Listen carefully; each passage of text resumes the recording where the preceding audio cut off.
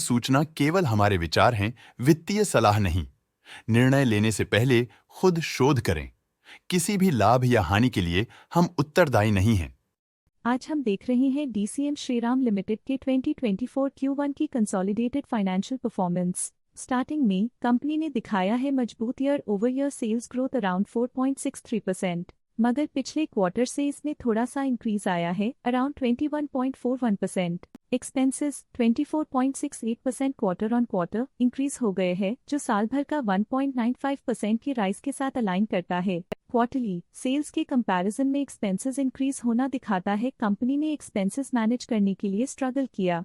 हालांकि कंपनी ने एनुअली अच्छा परफॉर्म किया। ऑपरेटिंग प्रॉफिट, जो पिछले साल के कंपैरिजन में 49.29% अप है, क्वार्टर ऑन क्वार्टर डिप का सामना करता है अराउंड -6.57%, जो शॉर्ट टर्म के मार्जिन्स में कंट्रैक्शन को सिग्नल करता है। ऑपरेटिंग प्रॉफिट मार्जिन ओपीएम ये कहानी रिपीट करता है, एनुअल बेसिस में रेजिलियंस दिखाता हुआ 2.42% का इंक्रीज दिखाता है, मगर एक के बाद एक सीक्वेंस में -2.41% की डिक्रीज को दिखाता है। एक्सेप्शनल आइटम्स को ऐड करके अदर इनकम पिछले क्वार्टर के कंपैरिजन 7.74% बढ़ गई, बावजूद इसके की ईयरली ग्रोथ 49.08% है। इंटरेस्ट एक्सपेंसेस पिछले क्वार्टर से -10.47% डाउन हुआ, लेकिन ईयर ओवर ईयर इंक्रीज 14.54% है। डिप्रिशिएशन कॉस्ट ने देखा 7.51% का क्वार्टर ऑन क्वार्टर क्लाइम और ईयरली बेसिस पे 19.9% का increase. Profit before tax annually 84.1% बढ़, लेकिन प्रोसीडिंग क्वार्टर से -10.3% डिक्रीज हुआ। पिछले साल के कंपैरिजन में टैक्स एक्सपेंसेस की परसेंटेज ऑफ प्रॉफिट्स इंक्रीज होकर 2.44% हो गई है, और ये और भी नोटिसेबल है क्योंकि क्वार्टर ऑन क्वार्टर में 3.38% का इंक्रीज देखा गया।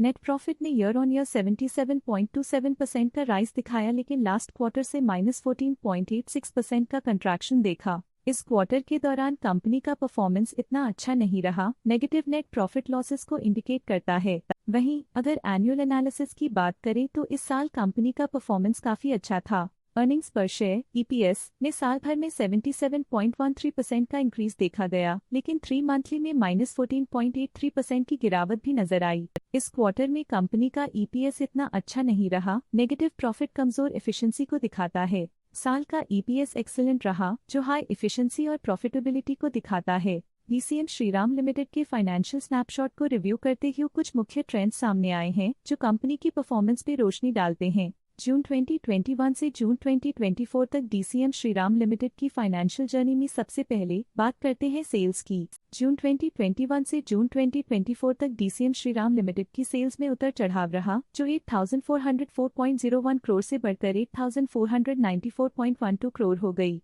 ये फ्लक्चुएशंस मार्केट कंडीशंस के इम्पैक्ट को दर्शाते हैं। अब बात करते हैं एक्सपेंसेस की। यहाँ सेल्स बढ़ रही हैं और एक्सपेंसेस भी बढ़ रहे हैं, तो ये इंडिकेट करता है कि कंपनी अपने ऑपरेशनल कॉस्ट के साथ ग्रोथ कर रही है। ऑपरेटिंग प्रॉफिट जून 2021 में 1,269.28 करोड़ के आसपास रहा और फिर 2024 में 824.66 करोड़ तक पहुंच गया। ये दर्शाती है कि कंपनी अपने ऑपरेशनल कॉस्ट को कंट्रोल में रखने में सफल रही है, लेकिन ग्रोथ को पुश करने में थोड़ा और एफर्ट लगाना होगा। नेट प्रॉफिट में फ्लक्चुएशंस भी देखी गई हैं, जो कभी 1,163.44 करोड़ से 713.46 करोड़ हो गया और कभी 390.52 करोड़ हो गया।